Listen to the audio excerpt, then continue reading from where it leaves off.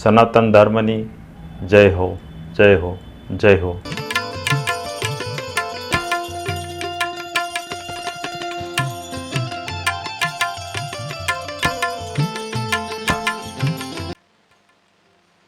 જય ગુરુ મહારાજ, જય ગુરુદેવ, જય સિયારામ, હરિઓમ. હું વૈદ્ય ચંદુભાઈ ચલાળિયા, મારો અનુભવ ચેનલ ભાવનગર. તો આજે મીરાબાઈની વાણી, આમ તો આ વાણી તમે હજારો વખત સાંભળી હશે,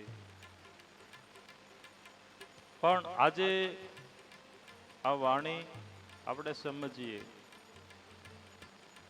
મીરાબાઈ કહે છે કે આત્માને ઓળખ્યા વિના રે એ ભવના ફેરા નહીં તો મટે રે જી. એ તારી ભ્રમણાને ભાંગ્યા વિના રે એ 184 નહીં તો મટે જી. તો મીરાબાઈ એમ કહે છે કે આત્માને ઓળખ્યા વિના ભવના ફેરા નહીં મટે, ભ્રમણાને ભાંગ્યા વિના 184 નહીં મટે. તો આત્માને ઓળખવો કેમ? ભ્રમણાને ભાંગવી કેમ? પેલા તો એ પ્રશ્ન ઉઠે ને. પછી મીરાબાઈએ એવા 3 દાખલા આપ્યા કે કોયલ અને કાગ બે રંગે રૂપે એક છે, પણ એને જો ઓળખવા હોય તો એની બોલી થકી ઓળખાય. પછી બીજું કીધું કે હંસલો ને બગલો રંગે રૂપે એક છે, પણ એના ચારો થકી ઓળખાય. હંસ છે એ મોતી ચરતો હોય અને બગલો કાદવ ખાતો હોય, માછલા ખાતો હોય, એટલે એને ઓળખાય. પછી સતી અને ગુણકા એની સેવા થકી ઓળખાય. આમ બે રંગે રૂપે એક છે. સતીને પણ તમે ઓળખી ન શકો અને ગુણિકા એને પણ તમે ઓળખી ન શકો. રંગે રૂપે એક છે, પણ એની સેવા થકી ઓળખાય. તો મીરાબાઈ કે આ જે 3 વસ્તુ છે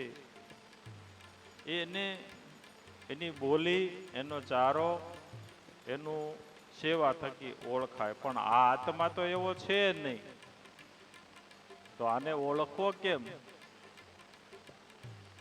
આત્મા આને જેવો છે નહીં, તો એને ઓળખવો કેમ? તો મીરાબાઈ કે ભાઈ ઓળખવો હોય આત્માને તો શું કરવું? એવા ગુરુને પ્રતાપે રે બાઈ મીરા એ બોલિયા રે એ દેજો મને સંત ચરણ માવાસ રે એ દેજો મને ગુરુ ચરણ માવાસ રે એ આત્માને ઓળખ્યા વિના રે એ ભવના ફેરા નહીં તો મટે રે.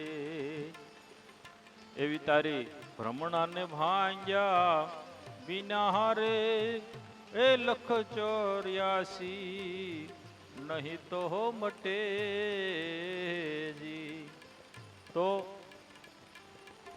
આત્માને ઓળખવો હોય, ભ્રમણાને ભાંગવી હોય તો કોઈ સંતના ચરણે જવું પડે, કોઈ ગુરુના ચરણે જવું પડે, અને તો આત્માને ઓળખાય. અર્જુન કૃષ્ણના ચરણે ગયો તો એટલે એને આત્માને ઓળખ્યો. પાનબાઈ ગંગા સતીના ચરણે થયા હતા એટલે એને આત્માને ઓળખ્યા. આવા ઘણા બધા શિષ્યો છે જે ગુરુના ચરણે થયા હતા અને આત્માને ઓળખ્યા હતા. એની જે ભ્રમણા છે એ ભ્રમણાને એને ભાંગી હતી. હવે ભ્રમણા એટલે શું? ભ્રમણા એટલે શું? ભ્રમણા એટલે એને બીજી હાવ ગામઠી ભાષામાં સમજવું હોય તો વેમ. ગામઠી ભાષામાં એને વેમ કહેવાય. ભ્રમણા એટલે ભ્રમ, વેમ. હવે વેમને કેમ ઓળખશું? આપણે બોલી તો નાખ્યું વેમ, વેમને કેમ ઓળખશું? તો વેમને ઓળખવા માટે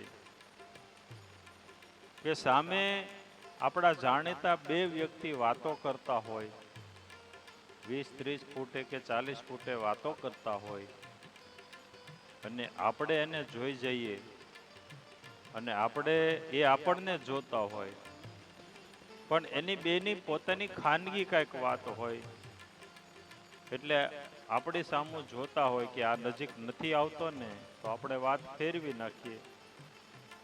એ બંનેની પર્સનલ વાત હોય, પણ આપણી સામું જોઈ અને વાત કરતા હોય એટલે આપણને વેમ પડે કે આ કંઈક મારી જ વાતો કરે છે. હકીકતમાં એ આપણી વાત હોય જ નહીં, એની પર્સનલ વાત હોય, વ્યવહારિક વાત હોય કે ધંધાની વાત હોય, પણ આપણને એમ થાય કે આ મારી જ વાત કરે, જો મારી સામું જોવે છે, એટલે આને વેમ કહેવાય. હકીકતમાં એ છે નહીં. એમ ગુરુના ચરણે આપણે જઈએ ને ગુરુ એમ કે ભાઈ તું જે આ નામ છે ને એ તું નથી, તું જીવ નથી, તું જાતિમાં આવે એવો નથી, પાતિમાં આવે એવો નથી, તું આ શરીરમાં આવે એવો નથી, અને આ શરીર જેવડો નથી તું. આવો જે આપણને ભ્રમ છે કે હું જીવ છું, હું આત્મા છું, હું પરમાત્માનો અંશ છું, હું દરજી છું, હું પુરુષ છું, આવો બધો જે આપણને ભ્રમ છે, એ ભ્રમ જ્યારે ગુરુ આપણને મટાડે ને આપણે મટાડીએ, ગુરુ કે અને આપણે માની લઈએ, એના જે વચનો જે છે એ વચનોનો આપણે સ્વીકાર કરી લઈએ, તો આ જે ભ્રમણા છે એ ભ્રમણા મટે અને 84 લાખ જે યોની છે, ભવના જે ફેરા છે એ ફેરા મટી જાય. જય ગુરુ મહારાજ, જય ગુરુદેવ, જય સિયારામ, હરિઓમ. આગળના વિડીયો જોવા માટે આ રીતે ચેનલ સબસ્ક્રાઈબ કરો.